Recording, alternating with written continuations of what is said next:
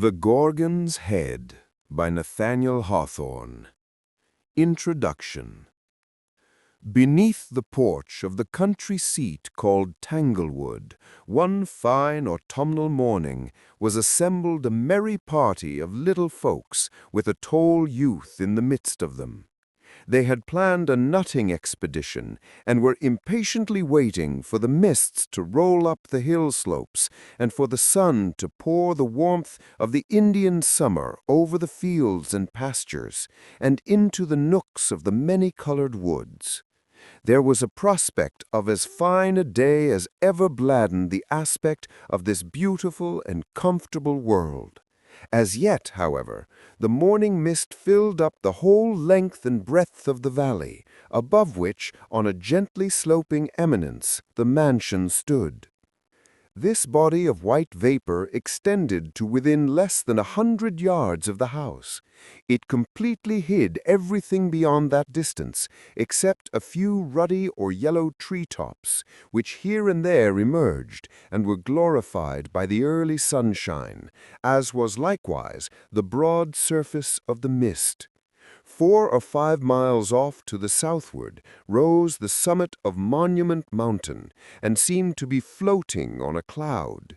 Some 15 miles farther away in the same direction appeared the loftier dome of Taconic, looking blue and indistinct, and hardly so substantial as the vapory sea that almost rolled over it.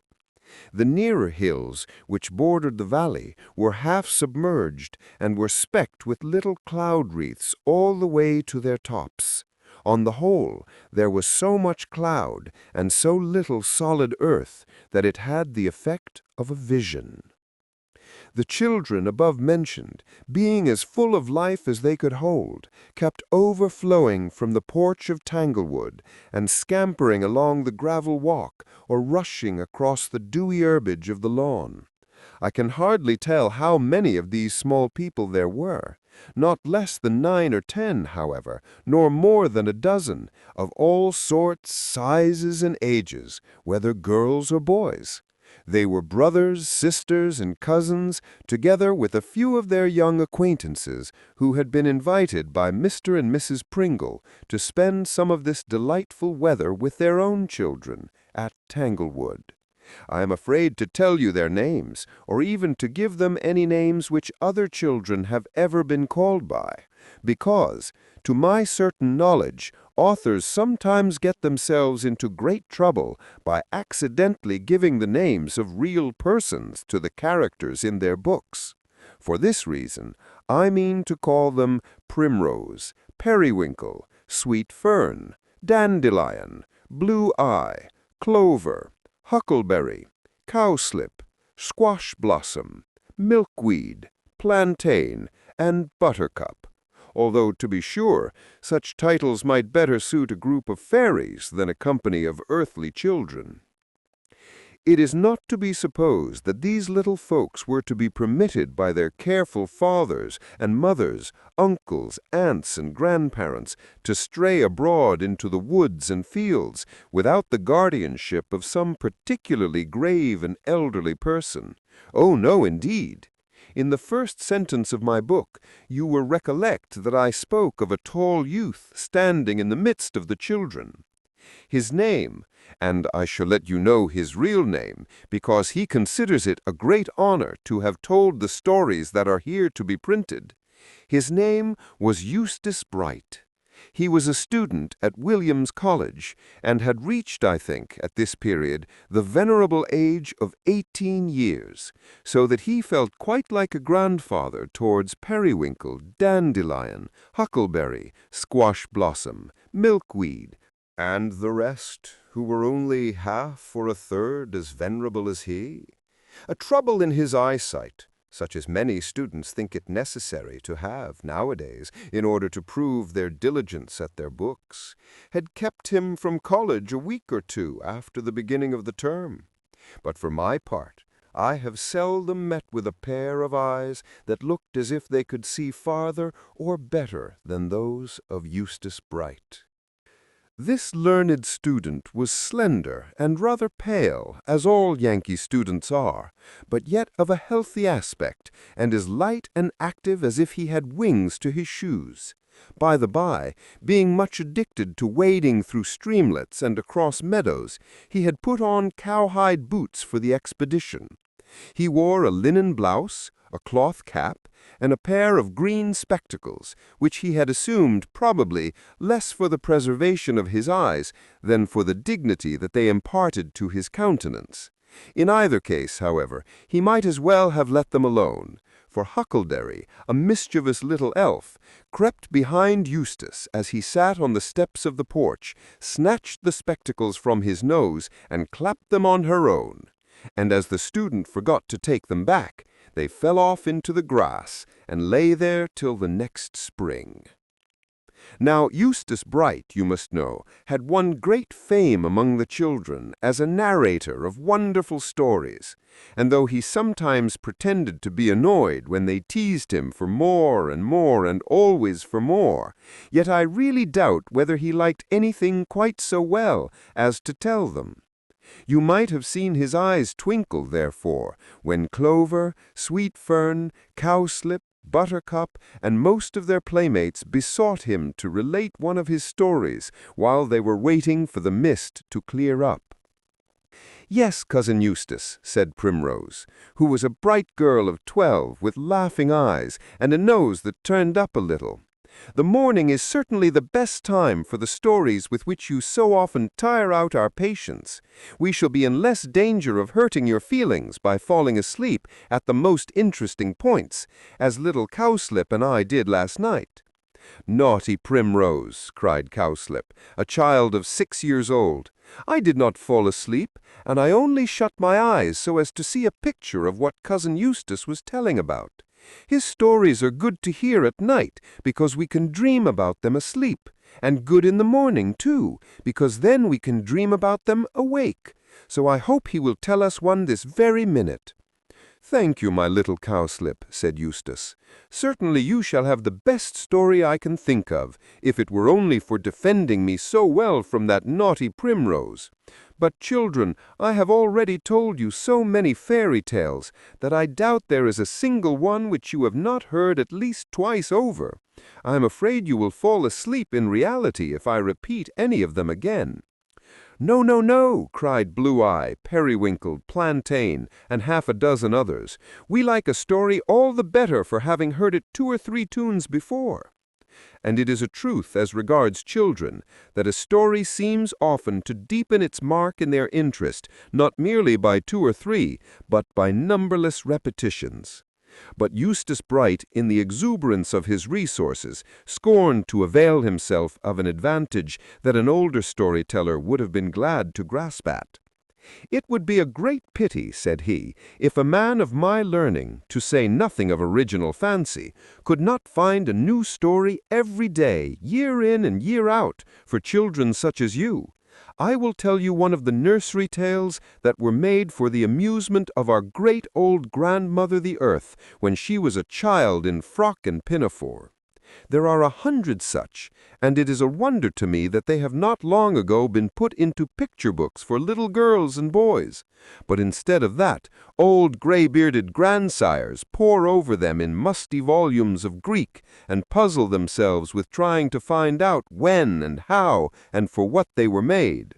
"Well, well, well, well, Cousin Eustace," cried all the children at once. "Talk no more about your stories, but begin." "Sit down, then, every soul of you," said Eustace Bright, "and be all as still as so many mice. At the slightest interruption, whether from great naughty Primrose, little Dandelion, or any other, I shall bite the story short off between my teeth and swallow the untold part. But in the first place, do any of you know what a Gorgon is?" "I do," said Primrose. "Then hold your tongue," rejoined Eustace, who had rather she would have known nothing about the matter. "Hold all your tongues, and I shall tell you a sweet, pretty story of a Gorgon's head." And so he did, as you may begin to read on the next page. Working up his sophomorical erudition with a good deal of tact, and incurring great obligations to Professor Anthon, he nevertheless disregarded all classical authorities whenever the vagrant audacity of his imagination impelled him to do so. The Gorgon's Head. Perseus was the son of Danae, who was the daughter of a king. And when Perseus was a very little boy, some wicked people put his mother and himself into a chest and set them afloat upon the sea. The wind blew freshly and drove the chest away from the shore, and the uneasy billows tossed it up and down, while Danae clasped her child closely to her bosom, and dreaded that some big wave would dash its foamy crest over them both. The chest sailed on, however, and neither sank nor was upset, until, when night was coming, it floated so near an island that it got entangled in a fisherman's nets, and was drawn out high and dry upon the sand. The island was called Seriphus, and it was reigned over by King Polydectes, who happened to be the fisherman's brother. This fisherman, I am glad to tell you, was an exceedingly humane and upright man. He showed great kindness to Danae and her little boy, and continued to befriend them until Perseus had grown to be a handsome youth, very strong and active, and skillful in the use of arms. Long before this time, King Polydectes had seen the two strangers, the mother and her child, who had come to his dominions in a floating chest. As he was not good and kind like his brother the fisherman, but extremely wicked, he resolved to send Perseus on a dangerous enterprise in which he would probably be killed, and then to do some great mischief to Danae herself. So this bad-hearted king spent a long while in considering what was the most dangerous thing that a young man could possibly undertake to perform. At last, having hit upon an enterprise that promised to turn out as fatally as he desired, he sent for the youthful Perseus. The young man came to the palace and found the king sitting upon his throne. "Perseus," said King Polydectes, smiling craftily upon him, "you are grown up a fine young man.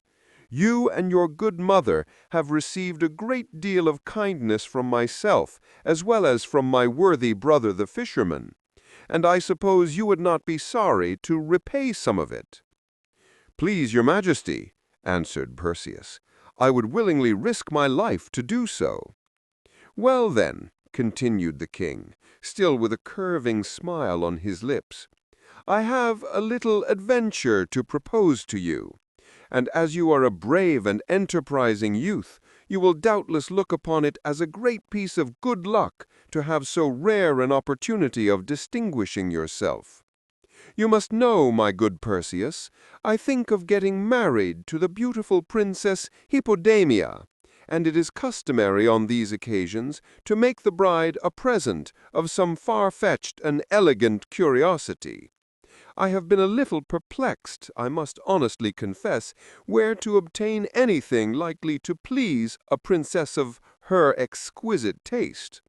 But this morning, I flatter myself, I have thought of precisely the article." "And can I assist your majesty in obtaining it?" cried Perseus eagerly. "You can, if you are as brave a youth as I believe you to be," replied King Polydectes with the utmost graciousness of manner.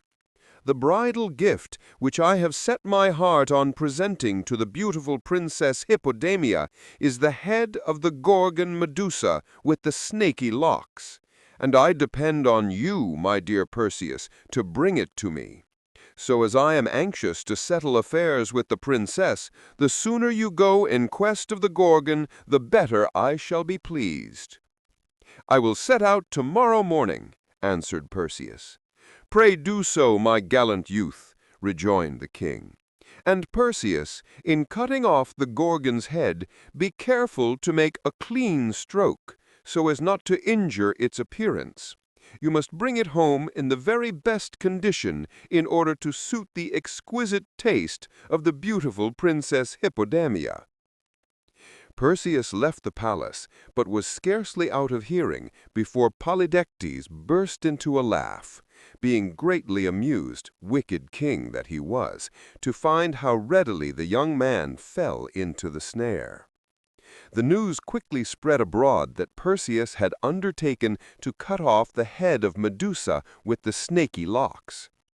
Everybody was rejoiced, for most of the inhabitants of the island were as wicked as the king himself, and would have liked nothing better than to see some enormous mischief happen to Danae and her son. The only good man in this unfortunate island of Seriphus appears to have been the fisherman. As Perseus walked along, therefore, the people pointed after him and made mouths and winked to one another, and ridiculed him as loudly as they dared. "Ho, ho!" cried they, "Medusa's snakes will sting him soundly." Now, there were 3 Gorgons alive at that period, and they were the most strange and terrible monsters that had ever been since the world was made, or that have been seen in after days, or that are likely to be seen in all time to come. I hardly know what sort of creature or hobgoblin to call them. They were 3 sisters, and seemed to have borne some distant resemblance to women, but were really a very frightful and mischievous species of dragon. It is indeed difficult to imagine what hideous beings these 3 sisters were. Why, instead of locks of hair, if you can believe me, they had each of them 100 enormous snakes growing on their heads, all alive, twisting, wriggling, curling, and thrusting out their venomous tongues with forked stings at the end. The teeth of the Gorgons were terribly long tusks. Their hands were made of brass, and their bodies were all over scales, which if not iron, were something as hard and impenetrable.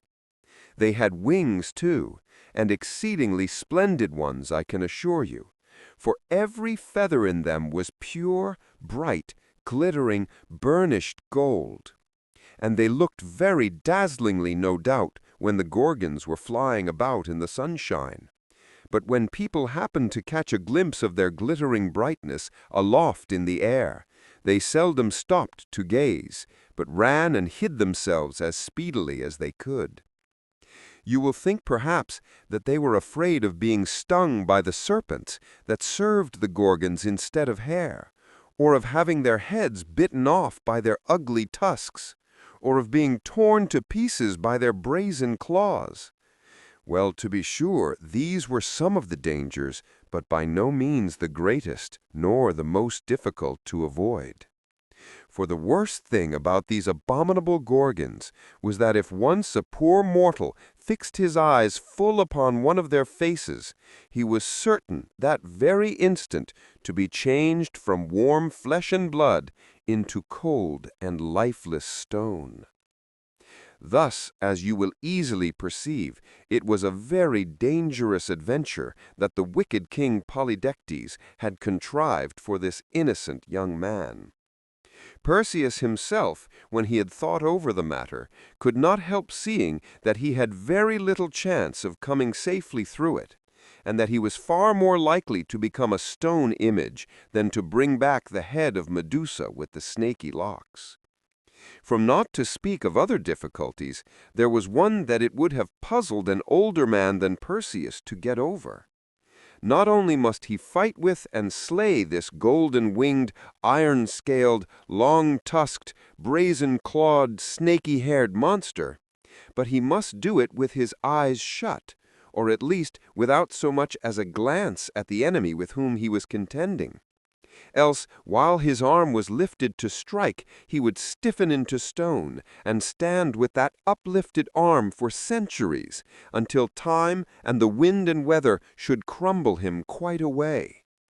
This would be a very sad thing to befall a young man who wanted to perform many brave deeds and to enjoy a great deal of happiness in this bright and beautiful world. So disconsolate did these thoughts make him that Perseus could not bear to tell his mother what he had undertaken to do. He therefore took his shield, girded on his sword, and crossed over from the island to the mainland, where he sat down in a solitary place and hardly refrained from shedding tears. But while he was in this sorrowful mood, he heard a voice close beside him. "Perseus," said the voice, "why are you sad?" He lifted his head from his hands, in which he had hidden it, and behold, all alone as Perseus had supposed himself to be, there was a stranger in the solitary place. It was a brisk, intelligent, and remarkably shrewd-looking young man, with a cloak over his shoulders, an odd sort of cap on his head, a strangely twisted staff in his hand, and a short and very crooked sword hanging by his side. He was exceedingly light and active in his figure, like a person much accustomed to gymnastic exercises and well able to leap or run. Above all, the stranger had such a cheerful, knowing, and helpful aspect, though it was certainly a little mischievous into the bargain, that Perseus could not help feeling his spirits grow livelier as he gazed at him. Besides, being really a courageous youth, he felt greatly ashamed that anybody should have found him with tears in his eyes, like a timid little schoolboy, when after all there might be no occasion for despair. So Perseus wiped his eyes and answered the stranger pretty briskly, putting on as brave a look as he could. "I am not so very sad," he said, "only thoughtful about an adventure that I have undertaken." "Oho!" answered the stranger. "Well, tell me all about it, and possibly I may be of service to you. I have helped a good many young men through adventures that looked difficult enough beforehand. Perhaps you may have heard of me. I have more names than one, but the name of Quicksilver suits me as well as any other. Tell me what your trouble is, and we will talk the matter over and see what can be done." The stranger's words and manner put Perseus into quite a different mood from his former one. He resolved to tell Quicksilver all his difficulties, since he could not be easily worse off than he already was, and very possibly his new friend might give him some advice that would turn out well in the end. So he let the stranger know in few words precisely what the case was, how that King Polydetes wanted the head of Medusa with the snaky locks as a bridal gift for the beautiful Princess Hippodamia, and how that he had undertaken to get it for him, but was afraid of being turned into stone. "And that would be a great pity," said Quicksilver, with his mischievous smile. "You would make a very handsome marble statue, it is true, and it would be a considerable number of centuries before you crumbled away. But, on the whole, one would rather be a young man for a few years than a stone image for a great many." "Oh, far rather!" exclaimed Perseus, with the tears again standing in his eyes. "And besides, what would my dear mother do if her beloved son were turned into a stone?" "Well, well, let us hope that the affair will not turn out so very badly," replied Quicksilver in an encouraging tone. "I am the very person to help you if anybody can. My sister and myself will do our utmost to bring you safe through the adventure, ugly as it now looks." "Your sister?" repeated Perseus. "Yes, my sister," said the stranger.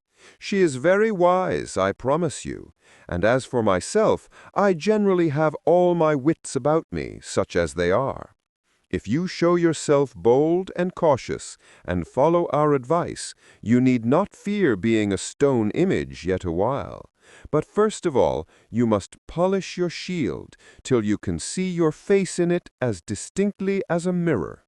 This seemed to Perseus rather an odd beginning of the adventure, for he thought it of far more consequence that the shield should be strong enough to defend him from the Gorgon's brazen claws than it should be bright enough to show him the reflection of his face. However, concluding that Quicksilver knew better than himself, he immediately set to work and scrubbed the shield with so much diligence and good will that it very quickly shone like the moon at harvest time. Quicksilver looked at it with a smile and nodded his approbation.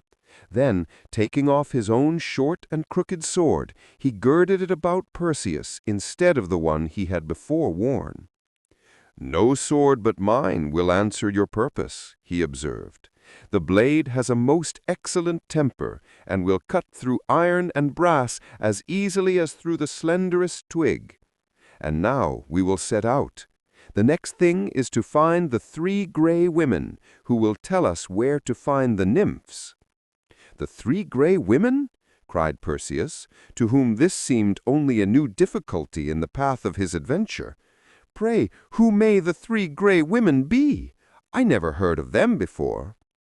"They are 3 very strange old ladies," said Quicksilver, laughing. "They have but 1 eye among them, and only 1 tooth. Moreover, you must find them out by starlight or in the dusk of the evening, for they never show themselves by the light either of the sun or moon." But why should I waste my time with these 3 Graiæ women? Would it not be better to set out at once in search of the terrible Gorgons?" "No, no," answered his friend. "There are other things to be done before you can find your way to the Gorgons. There is nothing for it but to hunt up these old ladies, and when we meet with them, you may be sure that the Gorgons are not a great way off. Come, let us be stirring." Perseus by this time felt so much confidence in his companion's sagacity that he made no more objections and professed himself ready to begin the adventure immediately. They accordingly set out and walked at a pretty brisk pace, so brisk indeed that Perseus found it rather difficult to keep up with his nimble friend Quicksilver. To say the truth, he had a singular idea that Quicksilver was furnished with a pair of winged shoes, which of course helped him along marvelously.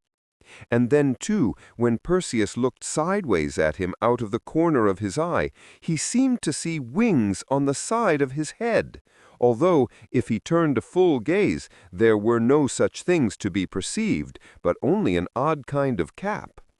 But at any rate, the twisted staff was evidently a great convenience to Quicksilver, and enabled him to proceed so fast that Perseus, though a remarkably active young man, began to be out of breath. "Here," cried Quicksilver, for he knew well enough, rogue that he was, how hard it found Perseus to keep pace with him. "Take you the staff, for you need it a great deal more than I do. Are there not better walkers than yourself in the island of Seriphus?" "I could walk pretty well," said Perseus, glancing slyly at his companion's feet, "if I had only a pair of winged shoes." "We must see about getting you a pair," answered Quicksilver. But the staff helped Perseus along so bravely that he no longer felt the slightest weariness. In fact, the stick seemed to be alive in his hand, and to lend some of its life to Perseus. He and Quicksilver now walked onward at their ease, talking very sociably together, and Quicksilver told so many pleasant stories about his former adventures and how well his wits had served him on various occasions, that Perseus began to think him a very wonderful person. He evidently knew the world, and nobody is so charming to a young man as a friend who has that kind of knowledge. Perseus listened the more eagerly in the hope of brightening his own wits by what he heard. At last he happened to recollect that Quicksilver had spoken of a sister who was to lend her assistance in the adventure which they were now bound upon. "Where is she?" he inquired. "Shall we not meet her soon?" "All at the proper time," said his companion. "But this sister of mine, you must understand, is quite a different sort of character from myself. She is very grave and prudent, seldom smiles, never laughs, and makes it a rule not to utter a word unless she has something particularly profound to say. Neither will she listen to any but the wisest conversation."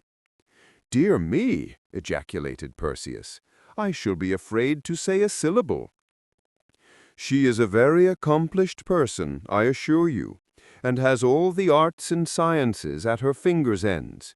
In short, she is so immoderately wise that many people call her wisdom personified. But to tell you the truth, she has hardly vivacity enough for my taste, and I think you would scarcely find her so pleasant a traveling companion as myself. She has her good points, nevertheless, and you will find the benefit of them in your encounter with the Gorgons." By this time it had grown quite dusk. They were now come to a very wild and desert place, overgrown with shaggy bushes, and so silent and solitary that nobody seemed ever to have dwelt or journeyed there. All was waste and desolate in the gray twilight, which grew every moment more obscure. Perseus looked about him rather disconsolately, and asked Quicksilver whether they had a great deal farther to go. "Hist, hist," whispered his companion. "Make no noise.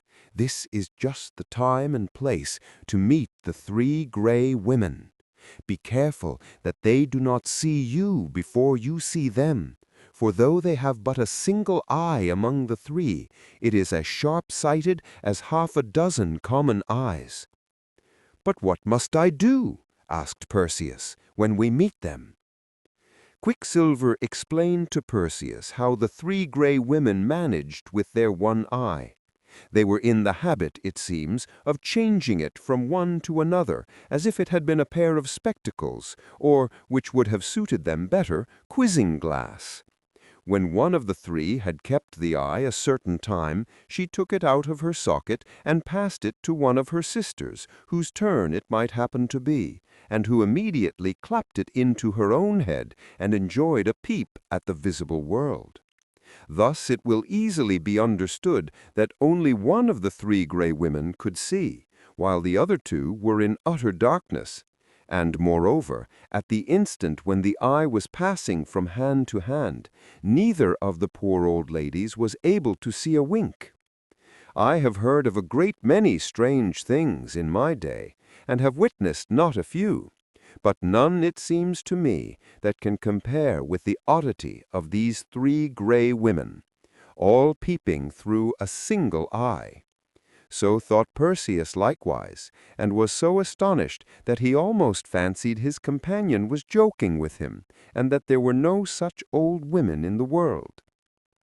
"You will soon find whether I tell the truth or no," observed Quicksilver. "Hark! Hush! Hist!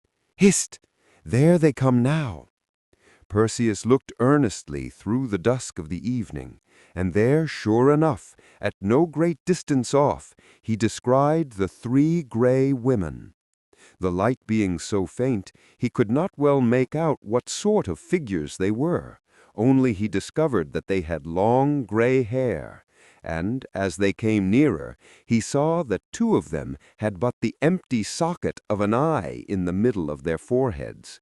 But in the middle of the 3rd sister's forehead there was a very large, bright, and piercing eye, which sparkled like a great diamond in a ring, and so penetrating did it seem to be that Perseus could not help thinking it must possess the gift of seeing in the darkest midnight just as perfectly as at noonday. The sight of 3 persons' eyes was melted and collected into that single one. Thus the 3 old dames got along about as comfortably upon the whole as if they could all see at once. She who chanced to have the eye in her forehead led the other 2 by the hands, peeping sharply about her all the while, insomuch that Perseus dreaded lest she should see right through the thick clump of bushes behind which he and Quicksilver had hidden themselves. My stars, it was positively terrible to be within reach of so very sharp an eye. But before they reached the clump of bushes, one of the 3 gray women spoke. "Sister, Sister Scarecrow," cried she, "you have had the eye long enough. It is my turn now." "Let me keep it a moment longer, Sister Nightmare. I thought I had a glimpse of something behind that thick bush." "Well, and what of that?" retorted Nightmare peevishly. "Can't I see into a thick bush as easily as yourself? The eye is mine as well as yours, and I know the use of it as well as you, or maybe a little better. I insist on taking a peep immediately." But here the third sister, whose name was Shakejoint, began to complain, and said that it was her turn to have the eye, and that Scarecrow and Nightmare wanted to keep it all to themselves. To end the dispute, old Dame Scarecrow took the eye out of her forehead and held it forth in her hand. "Take it, one of you, and quit this foolish quarreling. For my part, I shall be glad of a little thick darkness. Take it quickly, however, or I must clap it into my own head again." Accordingly, both Nightmare and Shakejoint stretched out their hands, groping eagerly to snatch the eye out of the hand of Scarecrow. But, being both alike blind, they could not easily find where Scarecrow's hand was, and Scarecrow, being just as much in the dark as Shakejoint and Nightmare, could not at once meet either of their hands in order to put the eye into it. Thus, as you will see with half an eye, my wise little auditors, these good old dames had fallen into a strange perplexity, for though the eye shone and glistened like a star as Scarecrow held it out, the Grey women caught not the least glimpse of its light, and were all three in utter darkness, from too impatient a desire to see. Quicksilver was so much tickled at beholding Shakejoint and Nightmare both groping for the eye and each finding fault with Scarecrow and one another, that he could scarcely help laughing aloud. "Now is your time," he whispered to Perseus. "Quick, quick, before they can clap the eye into either of their heads. Rush out upon the old ladies and snatch it from Scarecrow's hand." In an instant, while the three Grey women were still scolding each other, Perseus leapt from behind the clump of bushes and made himself master of the prize. The marvelous eye, as he held it in his hand, shone very brightly, and seemed to look up into his face with a knowing air, and an expression as if it would have winked had it been provided with a pair of eyelids for that purpose. But the Grey women knew nothing of what had happened, and, each supposing that one of their sisters was in possession of the eye, they began their quarrel anew. At last, as Perseus did not wish to put these respectable dames to greater inconvenience than was really necessary, he thought it right to explain the matter. "My good ladies," said he, "pray do not be angry with one another. If anybody is in fault, it is myself, for I have the honor to hold your very brilliant and excellent eye in my own hand." "You? You have our eye? And who are you?" screamed the three Grey women, all in a breath, for they were terribly frightened, of course, at hearing a strange voice and discovering that their eyesight had got into the hands of they could not guess whom. "Oh, what shall we do, sisters? What shall we do? We're all in the dark. Give us our eye. Give us our one precious, solitary eye. You have two of your own. Give us our eye." Perseus and the Graiæ. "Tell them," whispered Quicksilver to Perseus, "that they shall have back the eye as soon as they direct you where to find the nymphs who have the flying slippers, the magic wallet, and the helmet of darkness." "My dear, good, admirable old ladies," said Perseus, addressing the Grey women, "there is no occasion for putting yourselves into such a fright. I am by no means a bad young man. You shall have back your eye, safe and sound, and as bright as ever, the moment you tell me where to find the nymphs."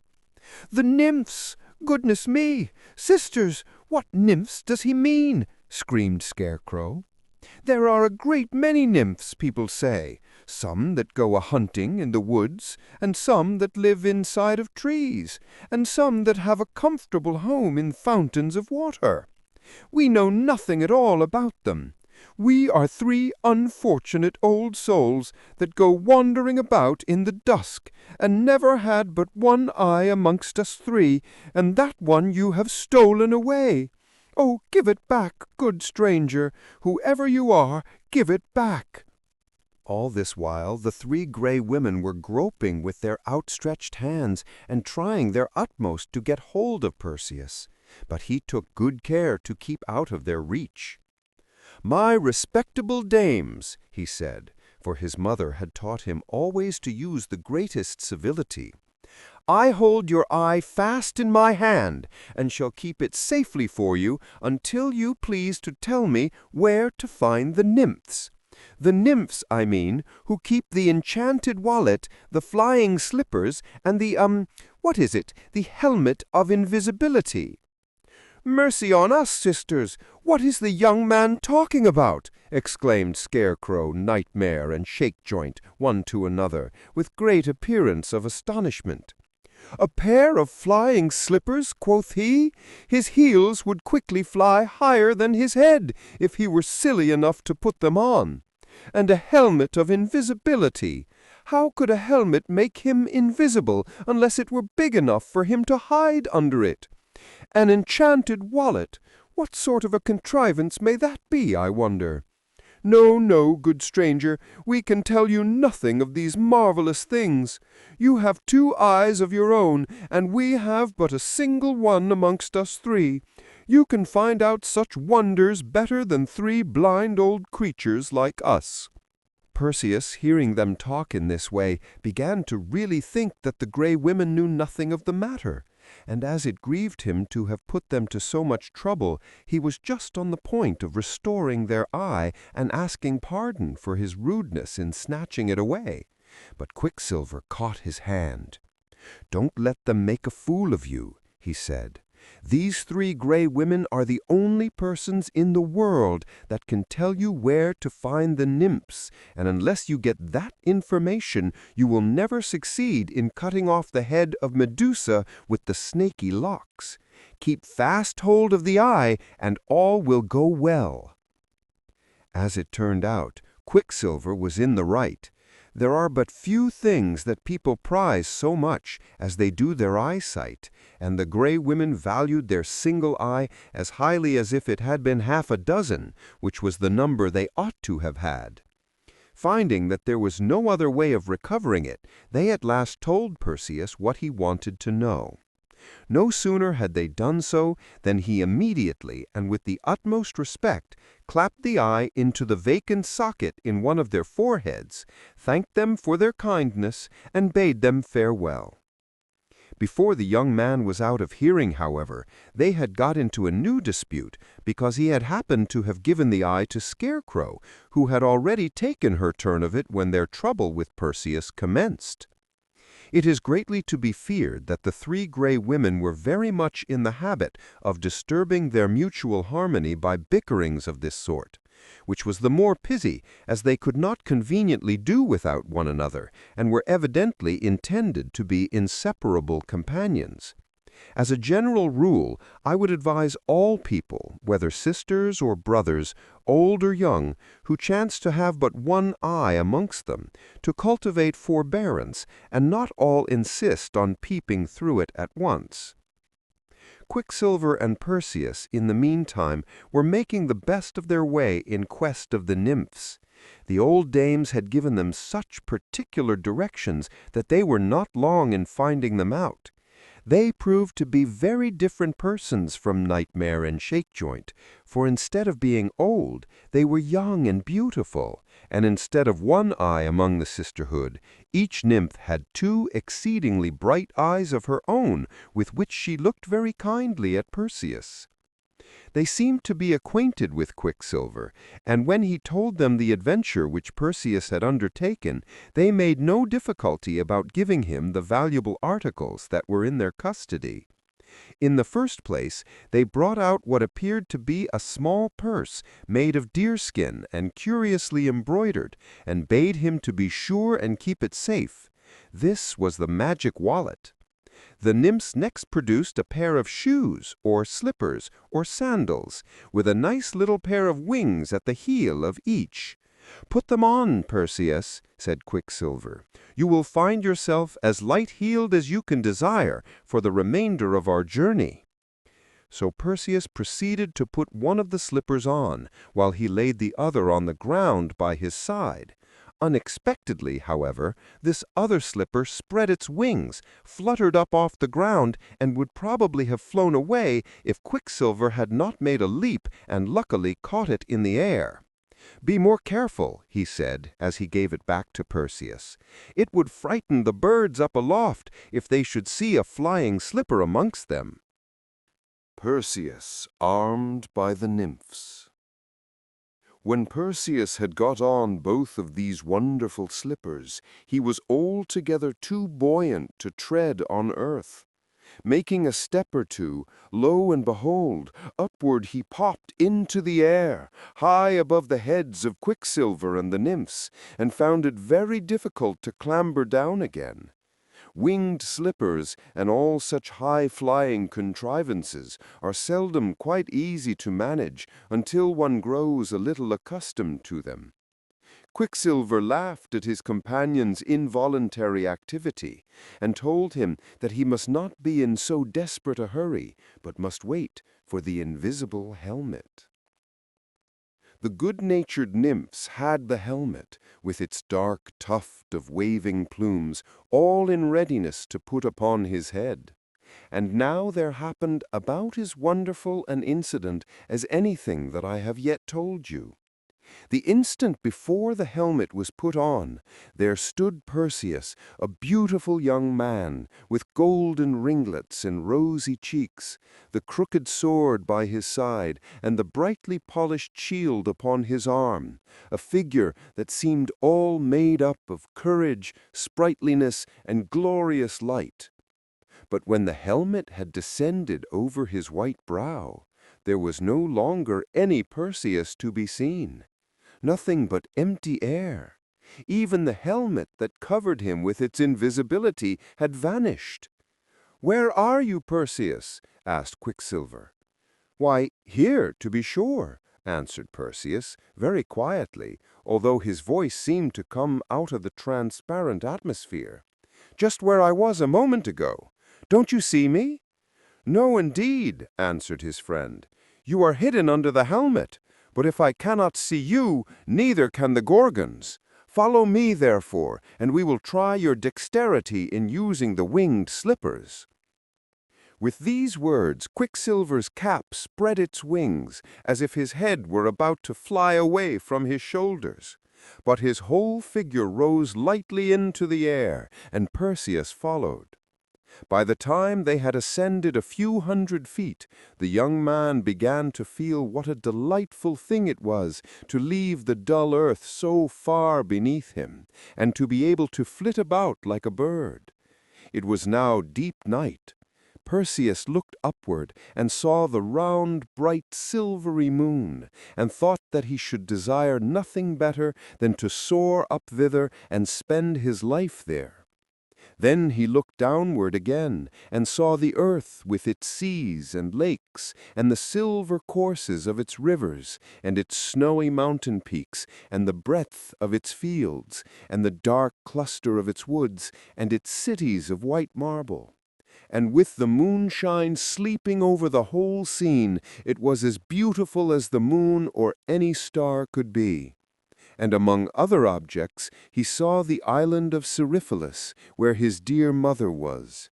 Sometimes he and Quicksilver approached a cloud that, at a distance, looked as if it were made of fleecy silver, although when they plunged into it, they found themselves chilled and moistened with gray mist. So swift was their flight, however, that in an instant they emerged from the cloud into the moonlight again. Once a high-soaring eagle flew right against the invisible Perseus.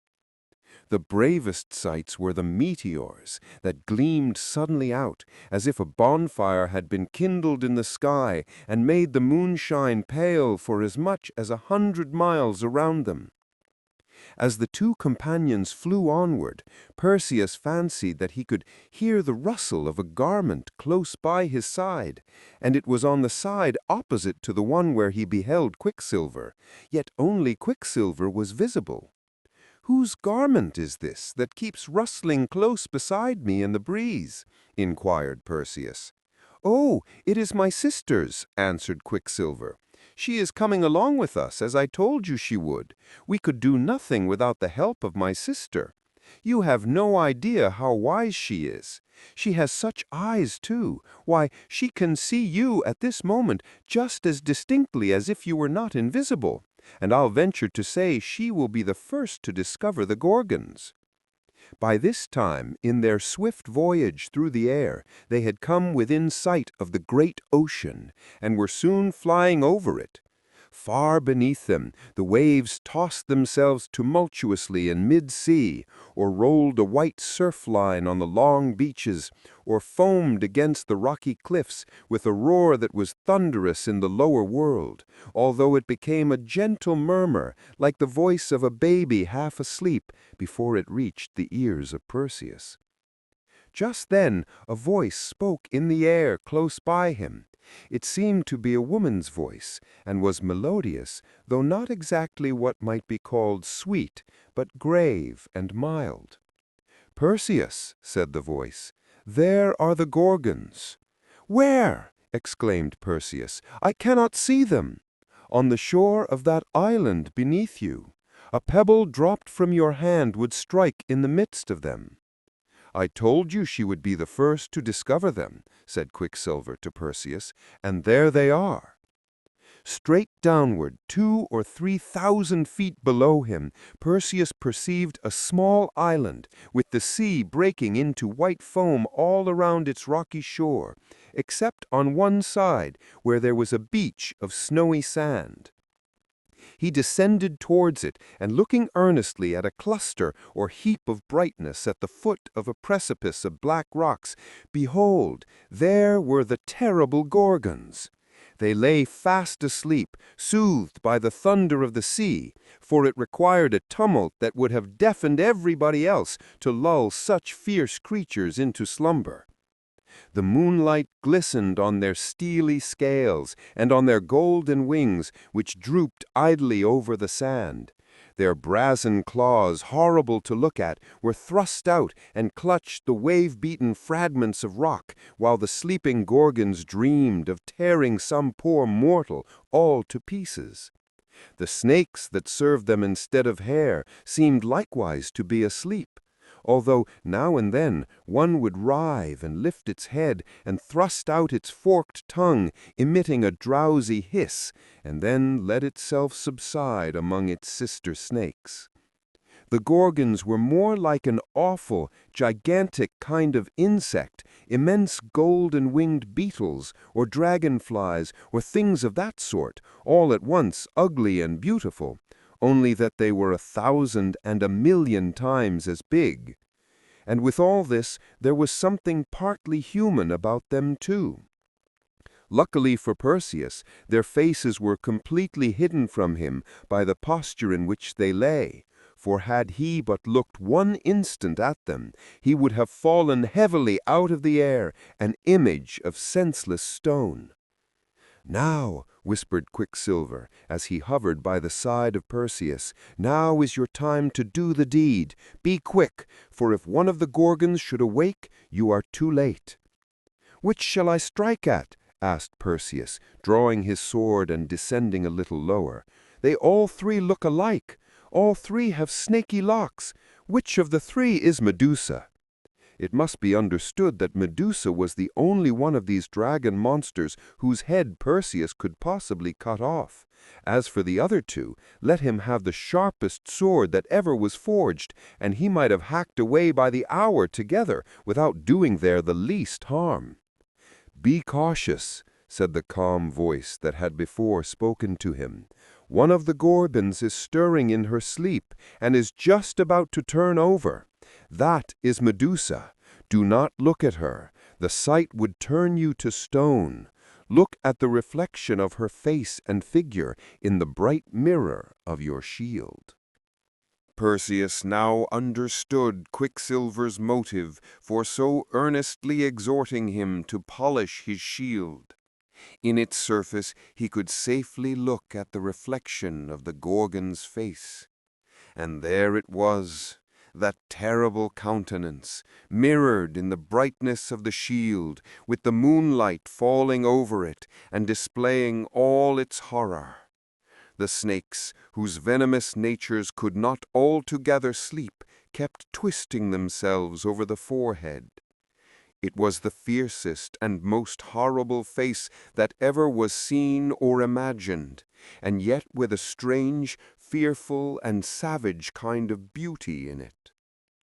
The eyes were closed, and the Gorgon was still in a deep slumber, but there was an unquiet expression disturbing her features, as if the monster was troubled with an ugly dream. She gnashed her white tusks and dug into the sand with her brazen claws. The snakes, too, seemed to feel Medusa's dream, and to be made more restless by it. They twined themselves into tumultuous knots, writhed fiercely, and uplifted 100 hissing heads without opening their eyes. "Now! Now!" whispered Quicksilver, who was growing impatient. "Make a dash at the monster!" "But be calm," said the grave, melodious voice at the young man's side. "Look in your shield as you fly downward, and take care that you do not miss your first stroke." Perseus and the Gorgons. Perseus flew cautiously downward, still keeping his eyes on Medusa's face, as reflected in his shield. The nearer he came, the more terrible did the snaky visage and metallic body of the monster grow. At last, when he found himself hovering over her within arm's length, Perseus uplifted his sword, while at the same instant each separate snake upon the Gorgon's head stretched threateningly upward, and Medusa unclosed her eyes. But she awoke too late. The sword was sharp, the stroke fell like a lightning flash, and the head of the wicked Medusa tumbled from her body. "Admirably done!" cried Quicksilver. "Make haste and clap the head into your magic wallet." To the astonishment of Perseus, the small embroidered wallet, which he had hung about his neck and which had hitherto been no bigger than a purse, grew all at once large enough to contain Medusa's head. As quick as thought, he snatched it up, with the snake still writhing upon it, and thrust it in. "Your task is done," said the calm voice. "Now fly, for the other Gorgons will do their utmost to take vengeance for Medusa's death." It was indeed necessary to take flight, for Perseus had not done the deed so quietly, but that the clash of his sword, and the hissing of the snakes, and the thump of Medusa's head as it tumbled upon the sea-beaten sand, awoke the other two monsters. There they sat, for an instant, sleepily rubbing their eyes with their brazen fingers, while all the snakes on their heads reared themselves on end with surprise and with venomous malice, as they knew not what.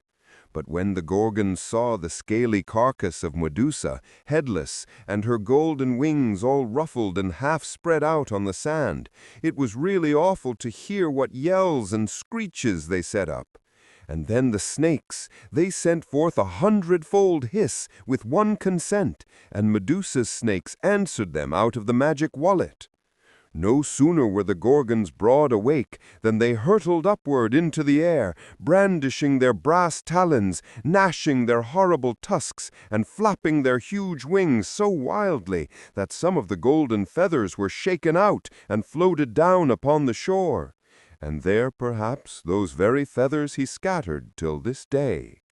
Up rose the Gorgons, as I tell you, staring horribly about, in hopes of turning somebody to stone. Had Perseus looked them in the face, or had he fallen into their clutches, his poor mother would never have kissed her boy again. But he took good care to turn his eyes another way, and, as he wore the helmet of invisibility, the Gorgons knew not in what direction to follow him. nor did he fail to make the best use of the winged slippers by soaring upward a perpendicular mile or so. At that height, when the screams of those abominable creatures sounded faintly beneath him, he made a straight course for the island of Seriphus in order to carry Medusa's head to King Polydectes. I have no time to tell you of several marvelous things that befell Perseus on his way homeward, such as his killing a hideous sea monster, just as it was on the point of devouring a beautiful maiden, nor how he changed an enormous giant into a mountain of stone merely by showing him the head of the Gorgon. If you doubt this latter story, you may make a voyage to Africa some day or other and see the very mountain which is still known by the ancient giant's name. Finally, our brave Perseus arrived at the island where he expected to see his dear mother. But during his absence, the wicked king had treated Danae so very ill that she was compelled to make her escape and had taken refuge in a temple where some good old priests were extremely kind to her. These praiseworthy priests and the kind-hearted fisherman who had first shown hospitality to Danae and little Perseus when he found them afloat in the chest seemed to have been the only persons on the island who cared about doing right. All the rest of the people, as well as King Polydectes himself, were remarkably ill-behaved and deserved no better destiny than that which was now to happen. Not finding his mother at home, Perseus went straight to the palace and was immediately ushered in to the presence of the king. Polydectes was by no means rejoiced to see him, for he had felt almost certain in his own evil mind that the Gorgons would have torn the poor young man to pieces and have eaten him up out of the way. However, seeing him safely returned, he put the best face he could upon the matter, and asked Perseus how he had succeeded. "Have you performed your promise?" inquired he. "Have you brought me the head of Medusa with the snaky locks? If not, young man, it will cost you dear, for I must have a bridal present for the beautiful Princess Hippodamia, and there is nothing else that she would admire so much." "Yes, please your majesty," answered Perseus in a quiet way, as if it were no very wonderful deed for such a young man as he to perform. "I have brought you the Gorgon's head, snaky locks and all." "Indeed? Pray let me see it," quoth King Polydectes. "It must be a very curious spectacle, if all the travelers tell about it be true." "Your majesty is in the right," replied Perseus. "It is really an object that will be pretty certain to fix the regards of all who look at it. And if your majesty think fit, I would suggest that a holiday be proclaimed, and that all your majesty's subjects be summoned to behold this wonderful curiosity. Few of them, I imagine, have seen a Gorgon's head before, and may never again." The king well knew that his subjects were an idle set of reprobates, and very fond of sightseeing, as idle persons usually are. So he took the young man's advice, and sent out heralds and messengers in all directions to blow the trumpet at the street corners and in the marketplaces, and everywhere two roads met, and summon everybody to court. Thither, accordingly, came a great multitude of good-for-nothing vagabonds, all of whom, out of pure love of mischief, would have been glad if Perseus had met with some ill hap in his encounter with the Gorgons. If there were any better people in the island, as I really hope there may have been, although the story tells nothing about any such, they stayed quietly at home, minding their own business, and taking care of their little children.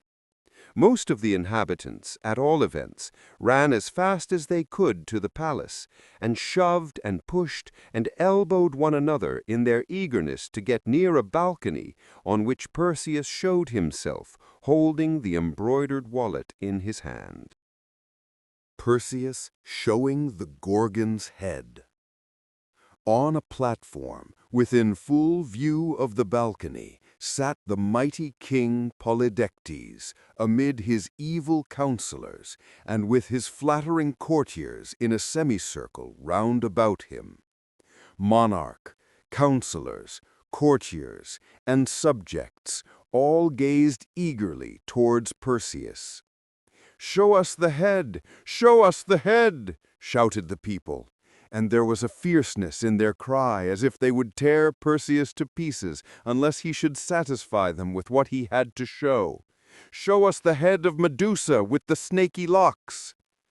A feeling of sorrow and pity came over the youthful Perseus.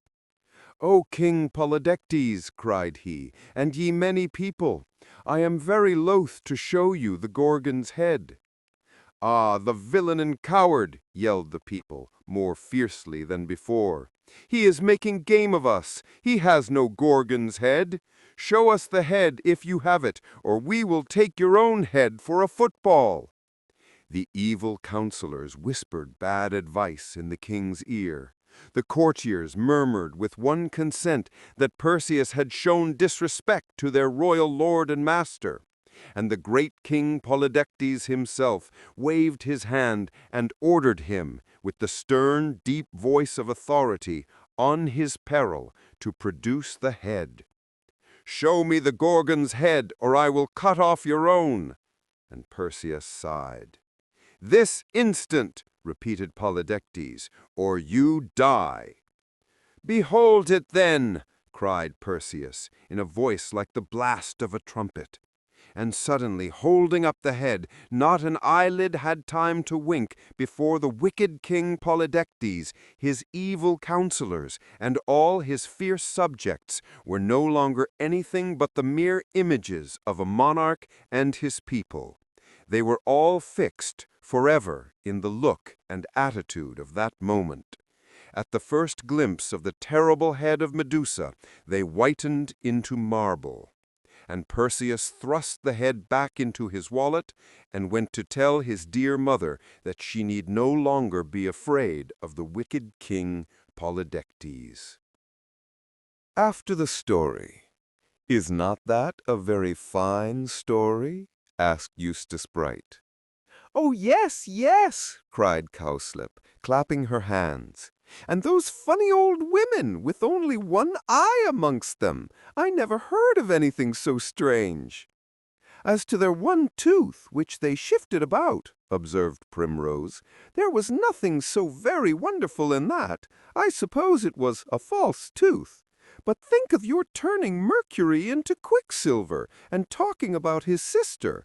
You are too ridiculous." "And was she not his sister?" asked Eustace Bright.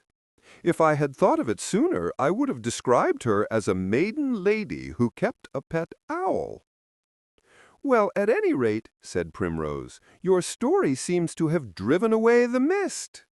And indeed, while the tale was going forward, the vapors had been quite exhaled from the landscape. A scene was now disclosed which the spectators might almost fancy as having been created since they had last looked in the direction where it lay.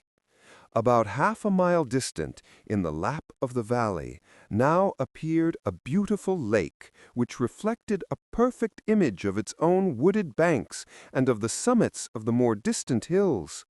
It gleamed in glassy tranquility, without the trace of a winged breeze on any part of its bosom. Beyond its farther shore was Monument Mountain, in a recumbent position, stretching almost across the valley. Eustace Bright compared it to a huge, headless sphinx wrapped in a Persian shawl. And indeed, so rich and diversified was the autumnal foliage of its woods that the simile of the shawl was by no means too high-colored for the reality. In the lower ground, between Tanglewood and the lake, the clumps of trees and borders of woodland were chiefly golden-leaved or dusky brown, as having suffered more from frost than the foliage on the hillsides. Over all this scene there was a genial sunshine, intermingled with a slight haze, which made it unspeakably soft and tender. Oh, what a day of Indian summer was it going to be! The children snatched their baskets and set forth with hop, skip, and jump and all sorts of frisks and gambols, while Cousin Eustace Bright proved his fitness to preside over the party by outdoing all their antics and performing several new capers which none of them could ever hope to imitate. Behind went a good old dog whose name was Ben. He was one of the most respectable and kind-hearted of quadrupeds, and probably felt it to be his duty to not trust the children away from their parents without some better guardian than this feather-brained Eustace Bright. You are in the Silver Library. If you enjoyed the experience, like and subscribe for more.